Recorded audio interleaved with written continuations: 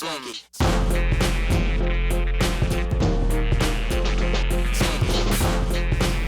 here, we'll invite up our next moderator, Troxell, who is the vice president, or vice chair of the Denver Republican Women, along with like 20 other things I'm not going to mention.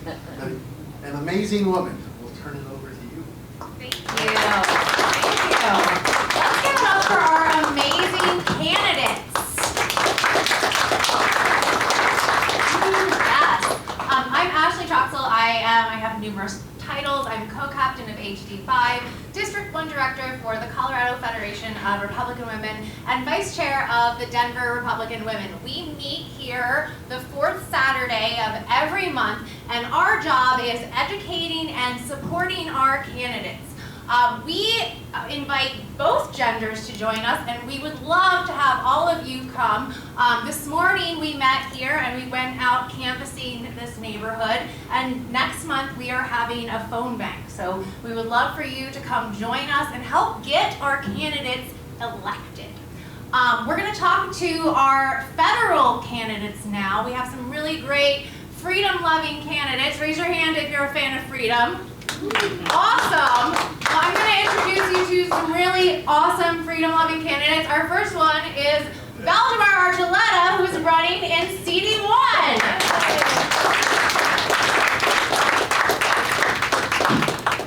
Welcome, Valdamar. Have a seat.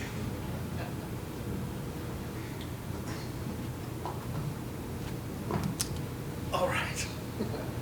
Next we have Marshall Dawson in CD2.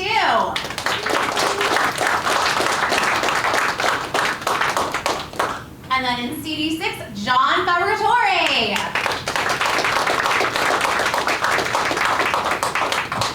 Welcome. So we're gonna go around, and first I'm gonna have each of our candidates introduce themselves. Valdamar, would you like to go first?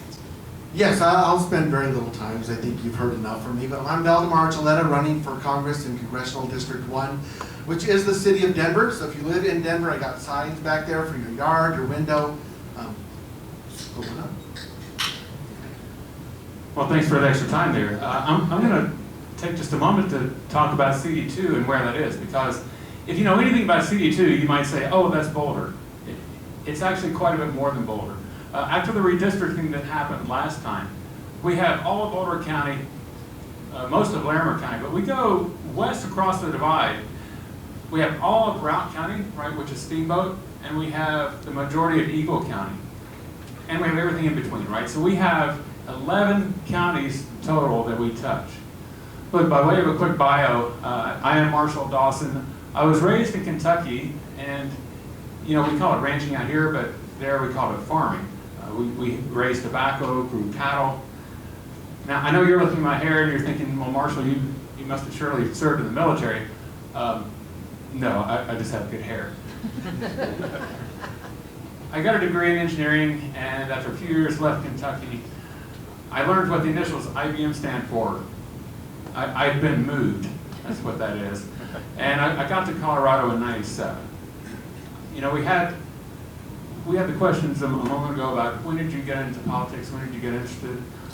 I was there in the Tea Party days. You know, we used to go out in parks and clean up after ourselves, of course, have nice meals, listen to good speakers. That was my first introduction to the John Caldera Independence Institute. So, you know, I like to say that my small town upbringing gave me my values, my work ethic. It was the engineering career that really kind of scratched that itch for solving problems and trying to make the world a better place for people. So this is my second time running for this seat. My opponent is Joe Neguse. They say don't ever mention your opponent's name. Many people have never heard of him. So, you know, I get that question a lot. Who are you running against? But he is an extraordinarily powerful Democrat. As I say, this is the second time that I'm running, and it is just a thrill to be able to go across this district and see some of the most beautiful parts of Colorado and meet some of the greatest people.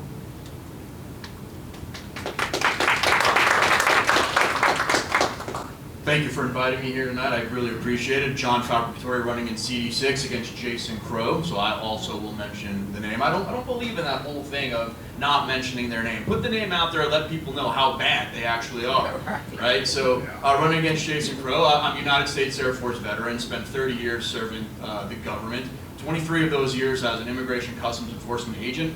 I retired in 2022 as the director of all of Colorado and Wyoming for ICE.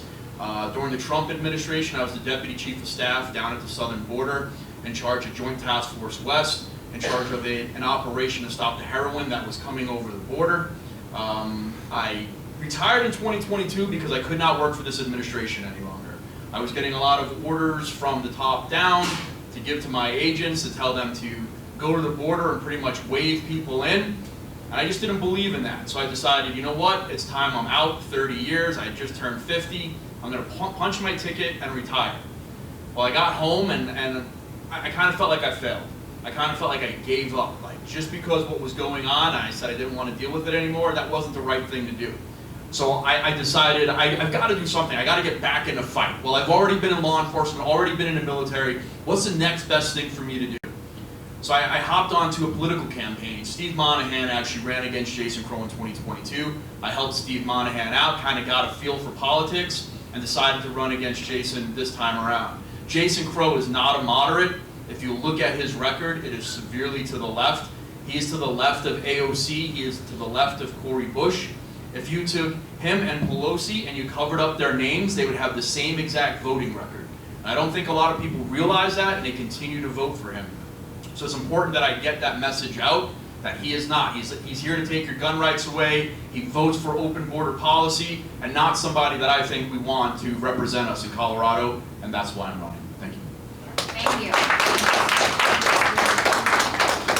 I loved all of your introductions, and I think we should go back to Val, and we're not going to let him get away that easy. Val, who is your opponent, and can you tell us about any exciting events you might have coming up? I don't talk about her. No, it's funny that you mentioned that, because I think that your candidate probably is the most powerful Democrat we have in Congress now from Colorado, although my opponent has been there like 24 years longer than he has. Her name is Diana DeGette, and it's funny that she's been there 30 years, and I meet so many people who have never heard of who she is. And yeah, as far as events coming up, we have on the 12th, there's a canvassing day, and on the 19th, because Denver is a unique campaign, we're doing a pub crawl on the 19th downtown as part of my campaign. So be there. Yes, be at the pub crawl. Very exciting events coming up. Thank you for all those great introductions. And so let's start on a bright side, because there are bright spots of every district. So we're going to go around, and can you each tell us something good that's happening in your district? Start with you again, Val. Yeah, so I was born and raised in Denver. I love this city. I love Colorado. I know it has issues, especially at the political level, but it is a great place. And I will say, in this campaign, it's allowed me to talk to a lot of people in the city and see the city through different lenses. And one thing I know that's big here is the homeless problem, and it is a problem. But I've met some people who are doing wonderful things. One group, if you don't know who Step Denver is, you should find out who Step Denver is. You can take a tour of their facility. I took one a while back, and I was completely blown away by what they're doing at Step Denver. They have a merit-based approach to homelessness, not a housing first approach, and they're very successful with it. And the problem, though, is you don't see that a lot in the country, because the federal government stifles programs like that because you get more money if you're housing first. But what Step Denver's doing is amazing. I also last week went to the Denver Dream Center, which was started by a pastor, and he is more conservative leaning. He works right in the middle of Denver, so he doesn't broadcast that, but what he's doing there is amazing. And through COVID, they were helping people, and to see that their organization has grown. They have a giant warehouse that I'm like, we have to have some big event here. So look, in the future, I think Log Cabin Republicans or Denver GOP or someone, I think we need to go there and do something with them because it's an amazing organization. So there are people who are doing great things in our city. And so I think it is good to recognize that and not just always talk about how crappy things are. 'Cause we do see that, but you know. Val, I'm so glad that you mentioned Step Denver. It is a tremendous organization, and you know, of course, it's not in the CD2, but those guys get the majority of my of the dollars that I donate, my charitable donations. I really believe in that. They have a wonderful program. So let me give you three things that are optimistic looking around CD2. One of the county commissioners in Granite County has become a friend. He says that on the western slope, they can describe their top issues with the 3 W's: wolves, wildfire, and water. We are making progress on the wolf issue, I think. You know, I live in Boulder County, Denver County. You and us in Boulder County, we gave the wolves to Colorado. I think the tide is turning there. On water, this is one of the things that brings Democrats and Republicans together across the state, is protecting Colorado's water. That belongs to the people. I also believe we need to keep it out of the hands of the federal government. Now, second, we have a county commissioner candidate running in Eagle County, and one of their big issues happens to be, I don't like using the term affordable housing that's affordable. There is a home manufacturer in Florida that has gotten wind of what he is doing, and they now want to bring a manufacturing site to Eagle County. And it is such a ray of hope of something that's going on there, and a way that things are coming together. Now third, I do want to talk about Republicans a little bit. Our parties, our county parties across the district are doing so well this year. It is really amazing compared to what I saw 2 years ago. And I've been involved, and thank you for what you do in Denver as well with the party, but I've been involved with Boulder County Republicans for a number of years, since I guess about 2016. We can kind of gauge here, you know, if we go to parades and we do festivals and things like that, we can kind of gauge how people are feeling based on how many fingers they use when they wave to us. So, you know, I am optimistic that the tide is turning here. CD2 is always going to be a tough district, but we are going to be pushing hard, you know, for the things that count. Not just to win this race, but also, I mean, I'm optimistic we can move the needle for electing Donald Trump as well. So Marshall, I appreciate that you bring up how difficult your district is. Val's got a difficult district, I've got a difficult district, but we always need to fight. And that's the most important thing that we have to do. We just can't stand by and say, well, these districts are unwinnable. Like Val said earlier, nothing is ever unwinnable. You know, one of the things I did do in my life, I'm kind of like a Renaissance guy. I also was a mixed martial artist. I got 8 fights in a cage, I've got 31 boxing matches, 6 Muay Thai fights. I never went into a fight thinking, this dude's gonna kick my ass when I get in the ring. I always had the idea in my head that I was gonna get into that ring or that cage, and there was a chance to win. There always was a chance to win. And it's the same thing with these races. There's a chance. Anything can happen on any given day to the candidates that we're running against. They could come out, you know, have some unimaginable thing that they're doing, all of a sudden come out, you know, in the media, although the media doesn't always work with us, who knows? I mean, something could happen that could lead us to win these races. So we have to get into it, and we need to put good candidates always forward so that we can seize upon that opportunity if it does come up. And I believe that we can have those opportunities. So thank you, especially to you and Val, and someone like myself, running in these races that we know are hard to win, but not unwinnable. One of the things that I see as a good plus, especially in Aurora and the district that I'm in, which is CD6, which goes all the way from Watkins all the way to Ken Carroll Ranch in the west. And about C470 is the southern border, and a little bit about Colfax is the northern border. So pretty big district, a lot of people. We have really good technology and space industry going on right now in that district, and in the state of Colorado when you really look at it. We have the Space Force base there in Buckley, but we've also got private industry that's really building up our space and satellite industry in our area. So great paying jobs, draws in good people, and I think that's something that we need to keep kind of bringing into Colorado. We need to keep having people come here for that kind of work and technology. But they're not going to want to come to Colorado if they're watching and seeing Tren de Aragua on Colfax running around with guns. They're not going to want to come to Colorado when Colorado looks like, excuse my language, a shit show on national media. That's not what people want to see, and they're not going to bring their industry here when those kind of things are happening. So while there are good things happening in all of our districts, we need to be aware that there's a lot of bad things, and it's because of bad Democrat policy that most of those things are in effect. The reason why we have low police officers and police officers, we can't hire at these police departments, because of bills that Democrats voted for. The sanctuary state policy, because of Democrats voting for that. We need to change those policies. We need to elect Republicans, the state guys that were in here, and we need to change those policies to get Colorado back to where it was, I say in the 80s and early 90s, and then move forward from there. Thank you. Yeah, thank you so much, Ron.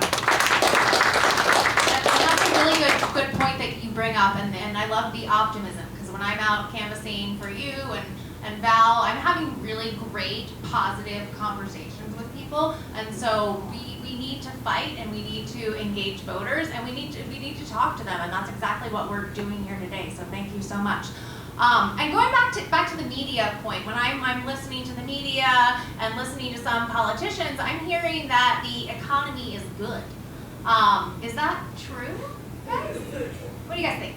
What's your take? Not quite. I think that people are struggling. In Denver, in my campaigning, the #1 issue by far that I hear is a problem is the cost of living, especially housing, but the overall cost of living is by far the #1 concern. So if the economy were doing great, that probably would not be the case.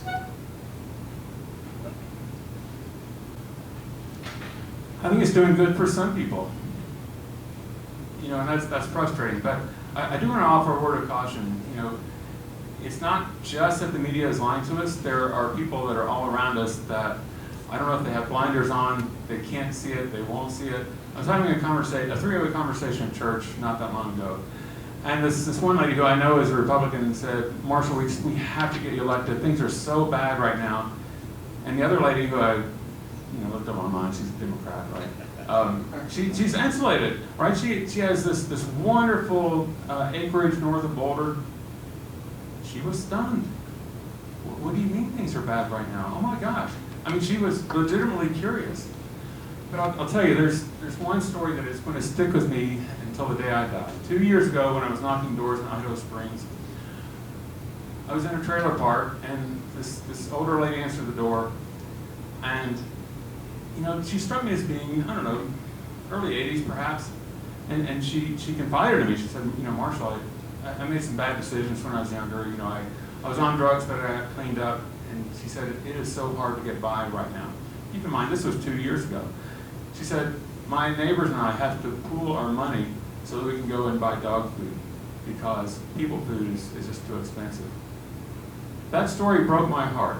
And I can't tell you how mad it made me, because it is the direct result of the decisions that our politicians are making.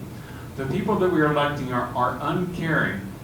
They simply don't care that their policies are doing to these people. Whether it's overspending and the borrowing that is causing the value of our money to go lower, or it's the hidden regulatory costs that go into everything that we buy, everything we consume. It's those policies that are hurting people that are struggling to get by. As I said, that story has stuck with me. It always will. I mean, I kind of want to go knock on her door again and see how she's doing, but I know I'm a politician now, but it feels kind of creepy to say that. It's very easy to get insulated and think that things are good when you make money and earn money. I've been investing since my early 20s, and I've done well in my life. So it'd be easy for me to sit in my house and think, well, I'm still making money in my investments, everything's good for me, and never step out of my house and think everything's perfect. But that's not my reality, because I step out of my house, I go into the inner city, I travel around, I see what's happening to other people, and I see that they feel they can't put on their kitchen table what they need to put on their kitchen table. And that's where we need to look. We can't have this attitude, especially what's coming from the left, this elitism of let them eat cake. We can't have that. I mean, it's this idea that they have because they can be in an ivory tower and look down upon people and think, well, I'm doing well, so things are well. That's not the truth, and it's not the reality for many people lost in the United States who can't put their kids through college, who can't afford to pay the bills. And that's what we have to do. We need to stop staying in our ivory tower. We need to get out on the street, and we need to see what's affecting the everyday man. And that's something that I think a lot of politicians don't do, a lot of people who have made money in their life don't do. They get into this situation where they're like, well, I'm doing fine, so everyone else must be fine. And it's not the reality if you get out. And so we definitely need to make sure that we're looking beyond just ourselves to make sure that we're seeing that reality. And the media doesn't do that a lot, and I think a lot of people who are in power definitely don't do that right now. Yeah, absolutely. We can see the results of these bad decisions that our Democrat leaders are making. And so my next question is, what are the solutions? What are some concrete things we can do to fix the economy? One thing, I mean, if you look in the Constitution, it is Congress's job to balance the budget, and they haven't done that in almost 25 years, which has led to inflation to where it is now.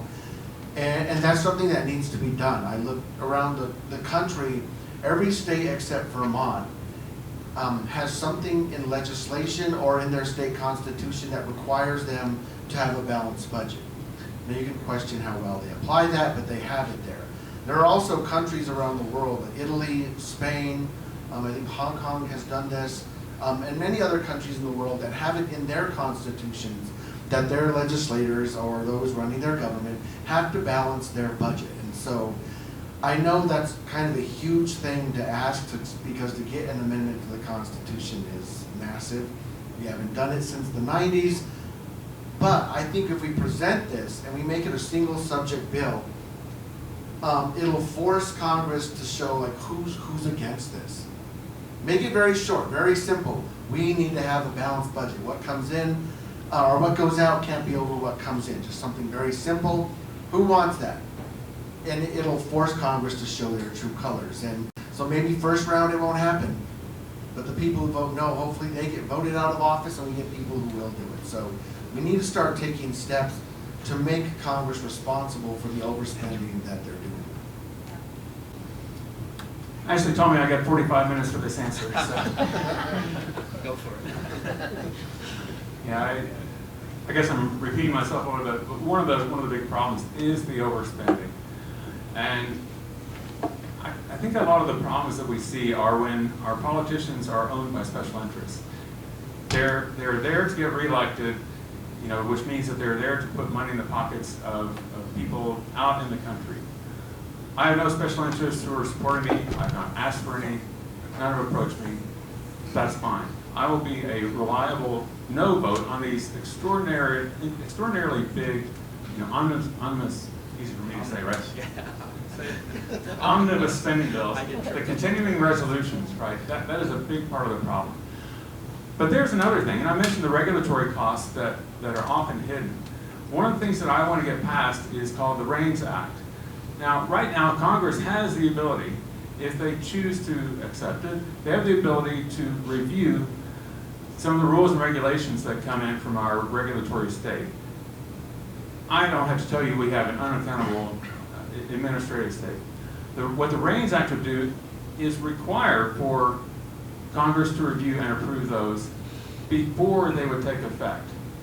Now, I'm sure many of us know that with the overturn of Chevron deference, the regulatory state hopefully will sort of stay in their lane, but they haven't in the past, so I don't know why we'd expect that. But with this one little change, right, it could limit the ability for the regulatory state to be able to make things more costly.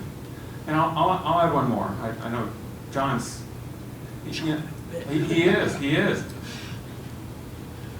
Our bills need sunset clauses in them as well. That's not to say that they will come to an end. That's not to say that they'll all be bad. But Congress should at least by golly, take the time to review, hey, did this policy make sense? Or, did it have the opposite effect that we intended for it to have? And that's another way that, we can get rid of some of these programs that are costing so much money. Yeah, great points, especially with Chevron. I'm glad Chevron went away. We can't allow them to regulate without legislating. We can't allow agencies to say, I'm in charge and you're going to do this without our elected officials being able to look at that and say whether that's right or wrong. So good on that. Having worked 30 years for the government, I saw so much fraud, waste, and abuse. It sickens me. And one of the things when I get into Congress is I want to be able to open up the books and show you, the taxpayer, exactly where we're spending our money. For anyone that's worked for the government or been in the military, at the end of the fiscal year, September rolls around, you've got money in your budget, and they tell you, hey, we've got $10 million left, spend it as fast as we can, and so that we can ask for a bigger budget next year. So we can say, well, we eliminated our budget, we spent all our money. Well, what we were doing and what I would see in the Department of Homeland Security, they would go through and they would buy crap that they didn't even need. And they would fill up warehouses full of stuff just to spend the money to ask for a bigger budget the next fiscal year. And as I started to get through the ranks and become a supervisor, I'd run into these warehouses full of laptop computers, full of equipment. And I'd be like, what is this stuff that's sitting here? Because I was looking through our books when I became a supervisor of the ICE office and I was in charge. And I said, where did all these computers come from? Like, well, we ordered those 10 years ago when we had extra money and the agents didn't need them. So we stuck them in the warehouse and they've sat here for 10 years. And I'm like, are you kidding me? We spent all this money, these computers just sat here because we wanted to spend on the budget. And if that's one agency, imagine what because they all do it. Every single agency does this because they want a higher budget every year. That should not be allowed. If you've got $10 million sitting still in your budget in September, you should have already spent it. It should have been spent wisely the months before. If it's not, it needs to go back to the American taxpayer. We're not giving you money just to spend because you want a bigger budget. So something I think all three of us would probably do when we get to Congress, because we've all talked about the same kind of things, to say, stop this blood loss. It's sickening that we as taxpayers spend so much in our taxes, and we have a government right now that doesn't care how hard we work and what we give. They're all just about spending. And we need to really take a look at that, and we need to figure out what's going on, because we could probably cure a little bit of our budget deficit just by cutting. That's all I gotta say about it. Yeah. Wow. No, thank you for sharing that. That's shocking. You think the media would cover that? What I am hearing on the media, though, is that crime is down. Is that true? Oh. What do you guys think? Sure. Mr. Jimmy Smurs right here put out a good thing in the Denver GOP letter a week or two ago that was really good on showing that just because these numbers being reported are lower doesn't mean the actual crime that's happening is lower. About 3 weeks ago, I had coffee with a local police officer here in Denver, and it's interesting the way their hands are being tied as to what they're able to respond to. One thing I find is, I don't know if it's ironic, maybe it's just sad. Well, I have not found that car speeding through my neighborhood is a huge problem, even though a truck did just swipe a car across the street from my house last night, but it's another story. In talking to people in these neighborhoods, people are really concerned with cars speeding through their neighborhoods. So the city lowered the speed limit. And then they told the police officers not to stop anyone unless they're going over 50 miles over the speed limit. So essentially the speed limit went up, if you know that. So they're not stopping cars for speeding. And that's just one thing. There's also the license plates thing, tags and that. You may also not know this, but around the city there are microphones that listen for gunshots. So if a gunshot goes off, they're able to triangulate within 90 feet where that gunshot went off. Well, now the Denver Police Department is being told not to respond unless there's more than 2 gunshots. So as long as you take the person out on the first shot, they're not going to come look for you. So like there's things like that, and that's just kind of the tip of it. There's all this stuff going on that the police just don't have the manpower to enforce, and so they're telling them to cut back on these things. So then the end result is less crime is being reported, and it looks like things are getting better, Right. when really what's happening is more people are getting away with more crime, and the crime level is actually going up. Absolutely. I think I have a different situation than what you guys are facing in your districts. I mean, I suspect that CD2 is a bit of a safer place overall, statistically. The media is going off of what gets reported to the FBI. And if you think about it, if there's no point in calling the police, if you know that they're not going to respond, that data doesn't get into the FBI. So why is it media? Okay, why is it the FBI is reporting lower crime, but the survey statistics of victimhood is going up? We know that there is more crime overall nationwide, as well as here in Colorado. So I think John's going to have much more to say on this. I'm going to cut. I've been going long with it. Yeah, so I do have a lot to say about this. You know, having followed crime trends for 30 years now, you can definitely see the difference in what's being reported to the FBI and what's actually happening on the street. Some of that, just like Val said, is because as our police numbers are down, we have less police officers responding. We also have administrations who are telling the police chiefs to not have officers out on the street looking for crime. They are at a response level. So that means if a call doesn't come in, the police aren't going out to look for it. Where 20 years ago, you had community policing, and these police officers would be actively looking for crimes and coming across crimes, and those would be added to the statistics. We're also seeing where certain jurisdictions are either giving in their statistics late or not giving in full statistics at all. And no one's really calling them out on that. The FBI doesn't say to you, if you only give 7 months of data, the FBI doesn't turn around and go, hey, you only gave 7 months of data, where's the rest of the months? The FBI doesn't care. They just track that data and they give a report at the end of the fiscal year.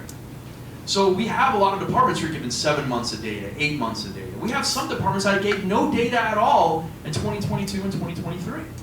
So of course crime rates are going to be down if bigger cities are giving less data or no data at all.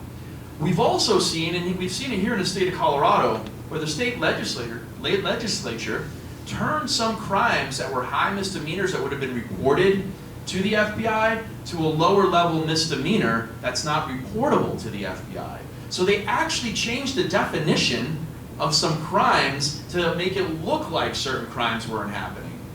So they changed this whole category that was being reported to the FBI to a 364 and under misdemeanor, which isn't reportable to the FBI. So they play this kind of shell game with numbers to make it look like crime statistics are down. And really, the only people that it really hurts are you guys. It hurts the citizens who they all know their cars are getting stolen. They know they're stored. You go into, I think you posted a picture, you go into King Soopers, and you can't buy anything without hitting a little buzzer to have someone come in and unlock a cabinet. I think you put the picture up of laundry detergent. I mean, Stone's Lake. yeah, and like I did it the other day. I was going in to buy something. I forget what it was. It was razors, and I couldn't get the razors off. I had to have someone come and unlock the razors, and I'm ringing the buzzer, standing there for 10 minutes, and then finally someone walks down and they go, "Oh, the buzzer's broke." I'm like, well, that's kind of, can you put a note up? You know? So, I mean, we are seeing it. We're feeling that. We know the crime rates are up, and then we're being gaslit to believe that it's not. And hey, I'm on Dr. Phil tomorrow at 5 o'clock, and I talk about crime, and I talk about illegal immigration, so if you want to watch that, that'd be really cool. Watch John on Dr. Phil. That sounds awesome. And that's been my experience too. I actually went to the gas station on my way to work yesterday, and the police were there because they had literally just been robbed. So that's not what we're seeing or feeling in our communities. So my next question is, how do we make our communities safer? What are the solutions? Start with Val, or whoever would like to go first. You want to go backwards? Sure, let's go back. I know John has answers. John? Yeah, I have a very unpopular answer on that, and I get a lot of pushback on it. We need more community policing. We need police officers in the community, becoming friends with store owners, people getting to know officers.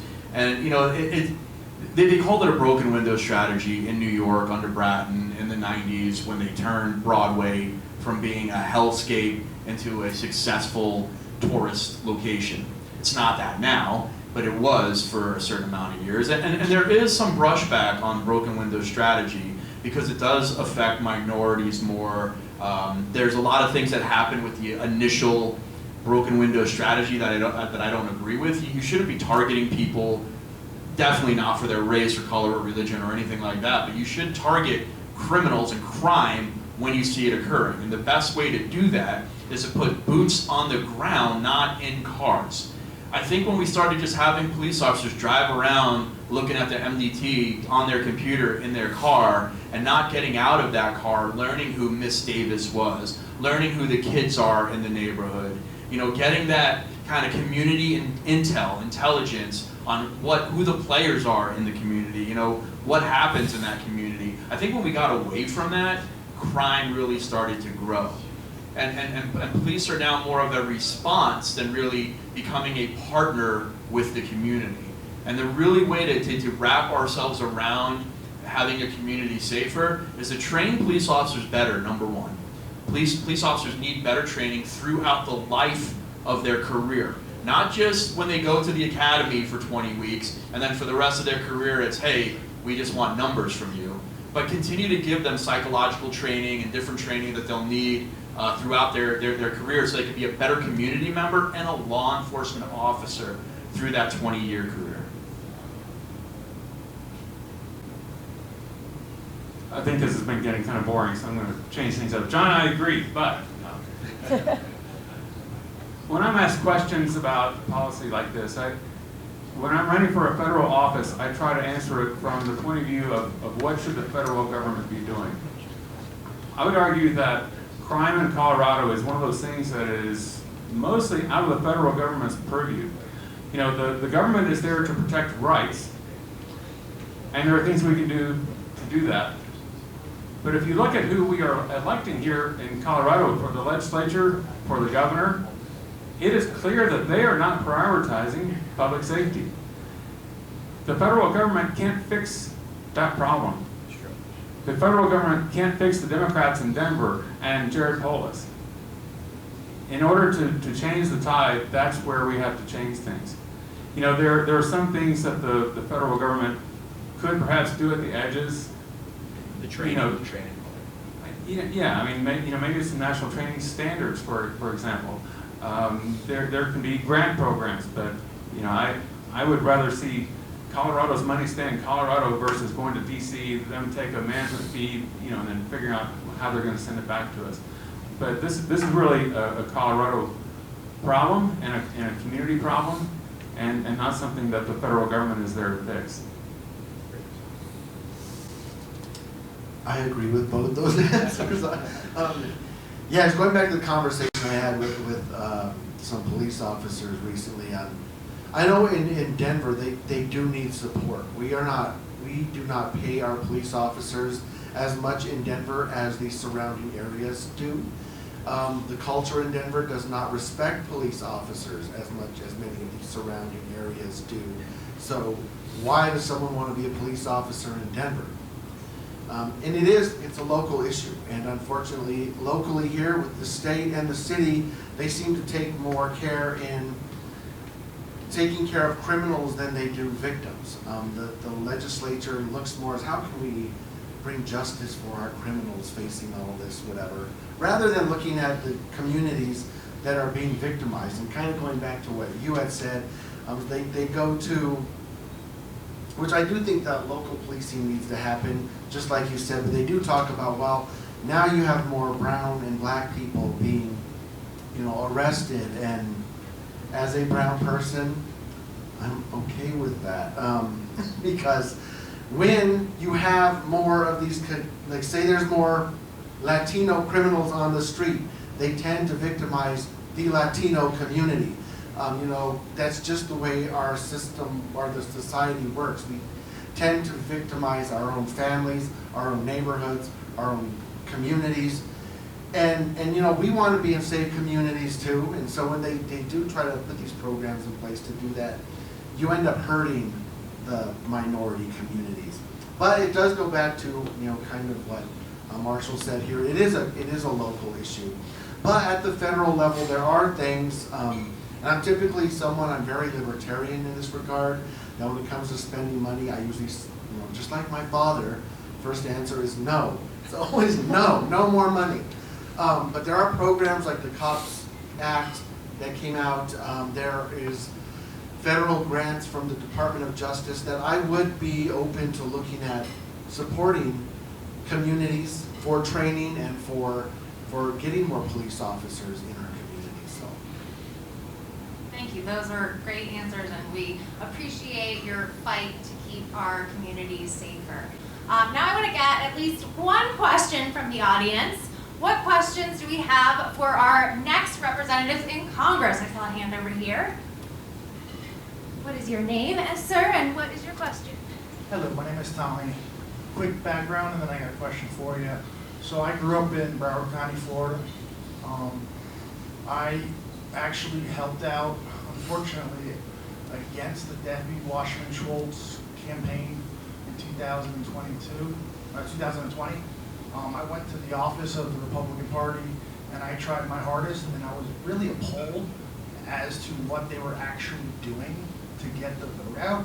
I was shocked as to their events, their staff, their help from the federal and local governments, and kind of bringing that all back. I feel like there's a big information disconnect. I kind of enjoy flipping people and bringing their votes across, and I think you guys have amazing points, but all the points that we make, I feel like, especially in our districts, considering we're very on the left side, I feel like there's a lot of votes that we could get. And so I feel like there's a big information disconnect.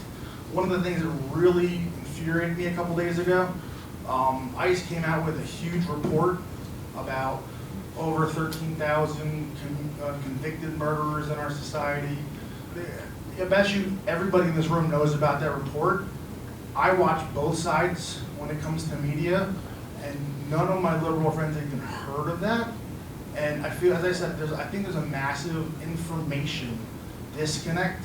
So my question to you guys is, what specifically are we going to do in the next 30-something days, and then in the future, to close that information gap? I feel as if we can get factual, truthful information across to moderate liberals and independents, we can close the gap in this very blue state to make it a little more red. But what specifically do you guys have ideas?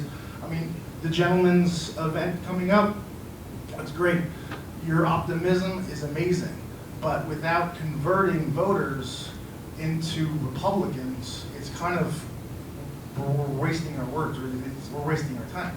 So what specifically do you guys have planned to get information out to slowly convert voters to the correct side, to what I think? Yeah. Great question, thank you. What do we do about the liberal media, guys? Yeah, I mean, it's something very hard to overcome, and I don't believe that we as Republican Party are doing a good job at it, with it at all, especially the state party here. They're not getting the message out of what we're trying to do. And I think the most important thing right now is citizen journalism. I mean, we've got a lot of people who are coming out and doing this old school investigative journalism that used to be done by the media, but is having to be done by people that aren't owned by the major media. And you get a lot of that through being on X or, you know, some other platforms.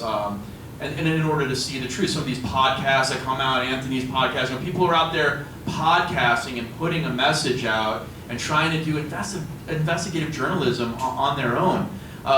For my campaign, we're really trying to use social media as much as we can. Because even for me, as you know, I started to get a little bit of an uptick because I was out at the apartment complexes with the Tren de Agua. I was bringing that to the media. Most of the local media would not speak to me at all. I mean, I had to go to the New York Post in order to put something out. I had to go to other organizations outside of Colorado to get the message out. And then I was accused by 9 News of coming out and putting this out in the media and blowing this up. But they wouldn't talk to me. 9 News would not talk to me. You know, I couldn't get KDVR. I was at the apartment complex when KDVR was there, and I was helping move the Romeros out of the apartment, and KDVR would not put me on camera at all. They said, no, you're a politician. Even though I'm carrying Cindy's bed down the stairwell, they're like, you're a politician, we don't want to put you on.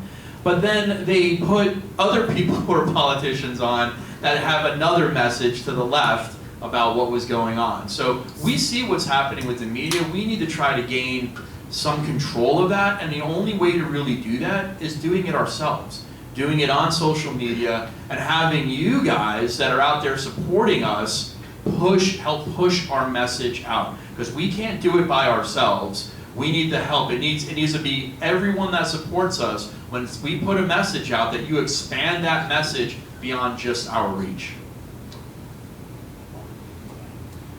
Can I ask when you got to Colorado? 4 months ago. Well, welcome. 4 months. How about that?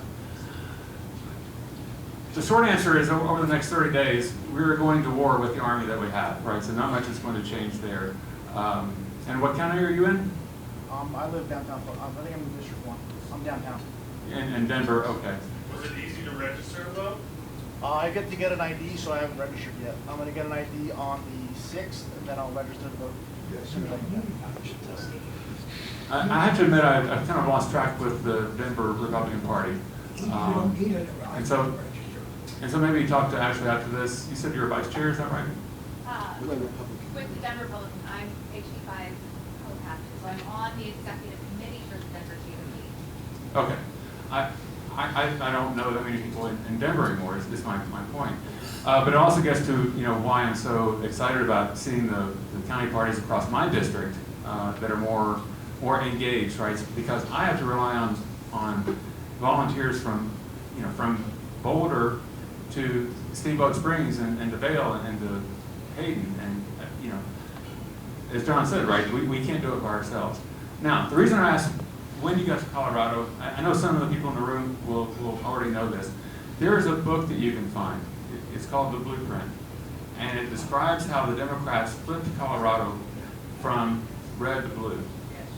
And you'll read that, and it will bend your mind. And it's so frustrating, because it didn't have to happen. They had a plan. They had 4 people. They set aside their differences, except they had one thing in common, and that's why they wanted to flip the state. And they had money, right? So our side keeps saying, well, the Republicans need to build the same thing. No, Polis and his buddies went around the party system. They built systems for data collection, for legal services to solve, to sue different Republican organizations, volunteering, on and on and on. And our side says, well, why isn't the Republican Party doing that? Well, the Republican Party can't seem to even agree who's chairman, let alone what we should be doing. And the truth of the matter is that our campaign finance laws in Colorado are such that the parties themselves can't raise that much money, right? This was millions and millions and millions of dollars that Polis and Pat Stryker and some other names you would see in this book put into the system. And that's why they own the state right now. So I don't know if you're a billionaire, but if you are, we can use some help here. Yeah, so that whole situation that John was talking about really kind of, I didn't have a high view of our media to begin with, but it dropped quite a bit because of that. Because you can see what was happening and the obvious manipulation. Like for instance, in Denver, while that was happening, a lot of people in Denver were like, oh, that's not happening here. That's Aurora, whatever. It was Denver's fault, but it was Aurora.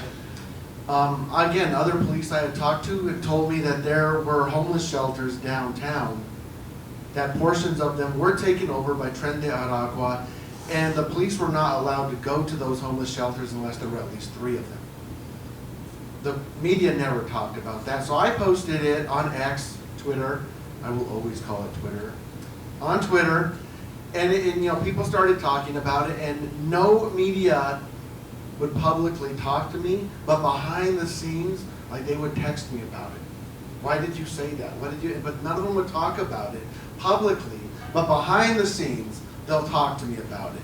But like they don't want to publicly acknowledge that that was said, or that it's happening. And so it is really, it's not good. But one thing I will say that there is, that we can do is just go talk to the people directly.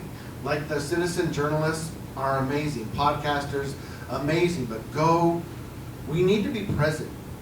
For example, there was a meeting at North High School, and they were talking about immigration.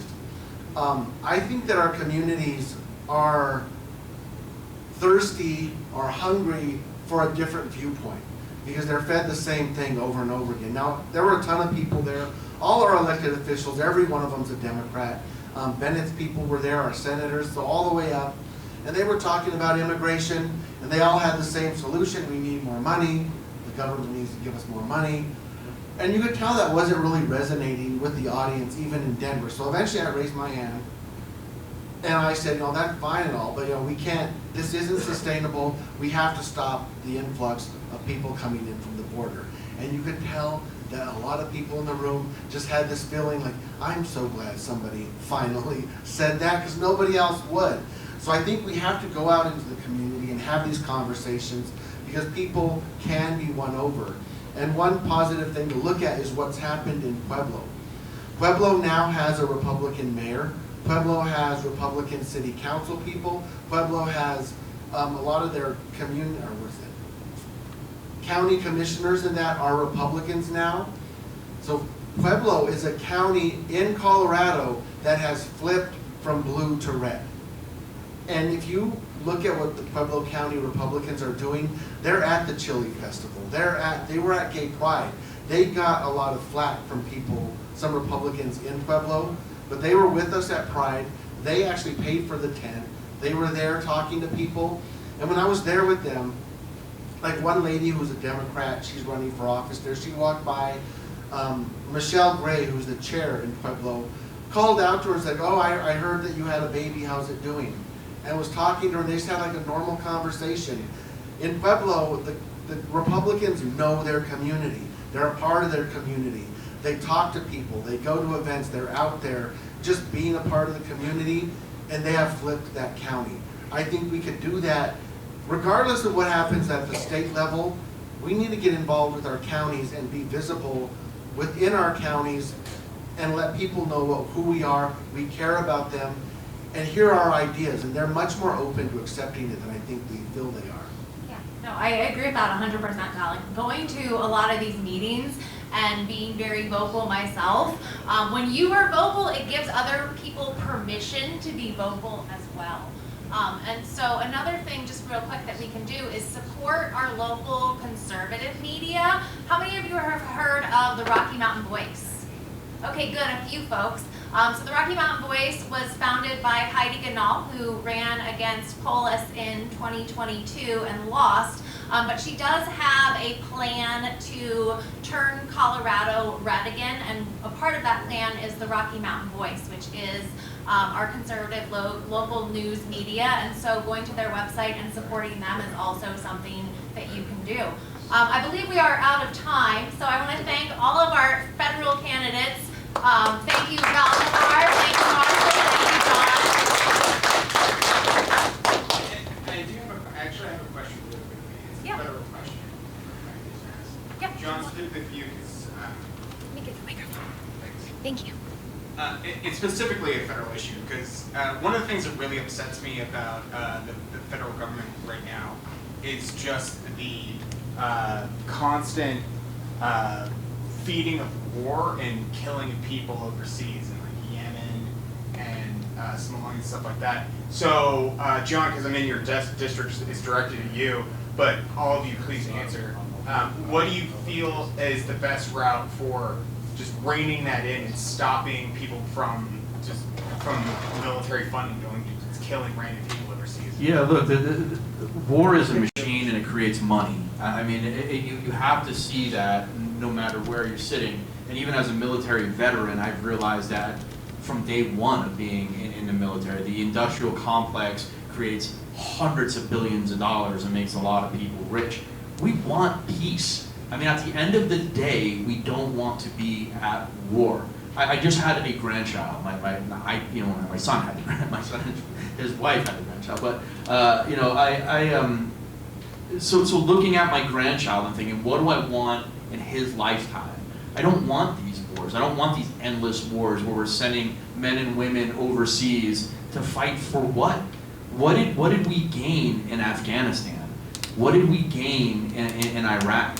I mean, it's hard to look at some of these situations and go, why did we get involved? We may have had a good reason in the beginning, but what did it turn into? Well, we're sold a reason in the beginning. Let's put it that way, because it comes out a couple of years down the line. We think we say we had a plan to go in and do this A to B, and we never got to B.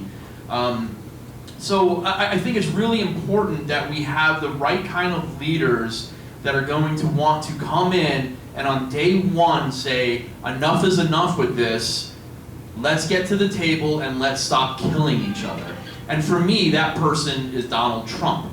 And having worked under the Trump administration, I got to see him do that. He likes to believe he's the man of the deal, but he does get deals done. I don't care what you think about the guy. At the end of the day, that's what he's trying to do.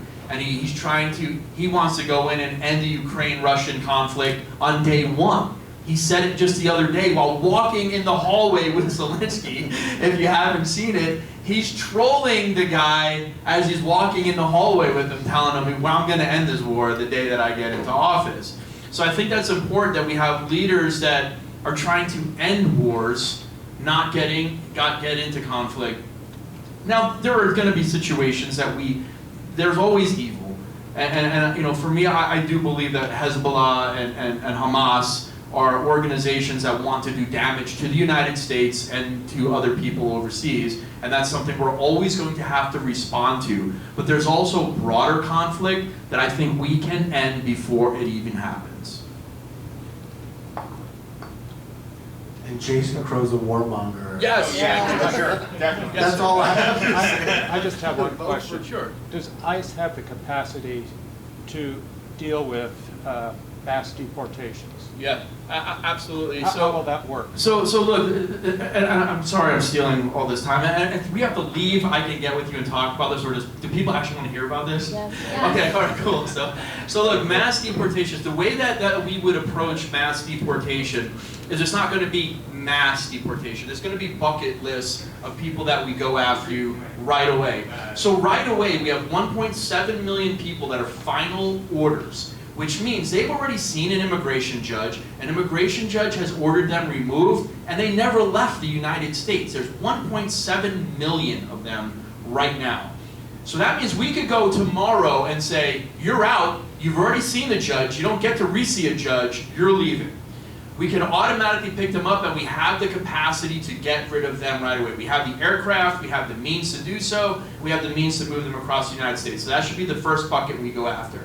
Then today, or yesterday, when that report got released about the 600,000 criminals that are on the non-detained docket, 13 million murderers, 16,000 rapists, we know who those people are. They're actually on the ICE docket. We can go after them, and we're not going to, we shouldn't get a lot of pushback from the left. They'll still push back anyway. But who's really going to complain about getting a rapist out of your community, a murderer out of your community? That's the second. That's the second. How much for the book? The book, The Iced, is $10. It's much cheaper on Amazon, so if you have a Kindle, you can order my book for $4.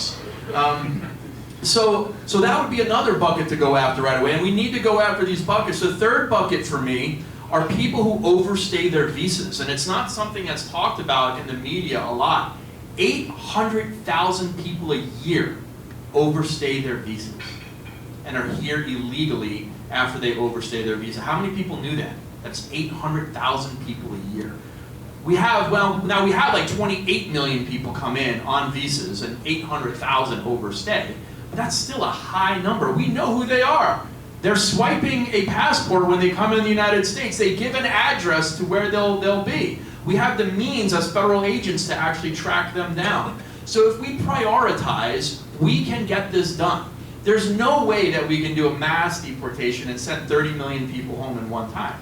But if we say we're going to go after these groups first, the groups that we can get rid of without having to put them in front of a judge, the groups that we can get that are criminals, because a criminal doesn't get to see a judge, according to immigration law. If you're convicted of a felony, you don't have the right to see an immigration judge. You're automatically deported.